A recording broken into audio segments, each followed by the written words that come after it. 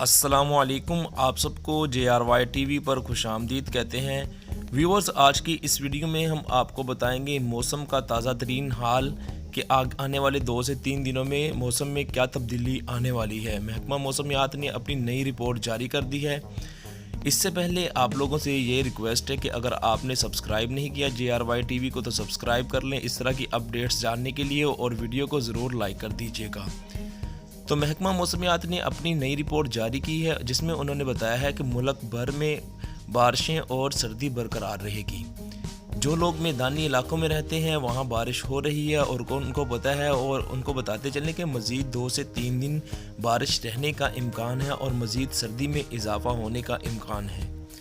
جو کہ بالائی علاقوں میں رہتے ہیں وہاں پر برف باری ہونے کے ساتھ برف باری میں شدت آنے کا امکان ہے اور مزید سردی بڑھنے کا امکان ہے، اور ساتھ ہی درجہ حرارت مائنس میں جانے کا امکان ہے۔ میدانی علاقوں کی بات کریں جہاں پر زیادہ آپ کو بتایا جائے تو بارش کا امکان ہے اور بھی 2 سے 3 دن، اور لاہور، اسلام آباد، راولپنڈی، ملتان، فیصل آباد، وہاڑی، گجرات اور ان ڈویژن کی بات کی جائے تو وہاں پر 2 سے 3 دن بارش رہنے کا امکان ہے، یعنی کہ اگلے 72 گھنٹوں تک بارش کا امکان ہے۔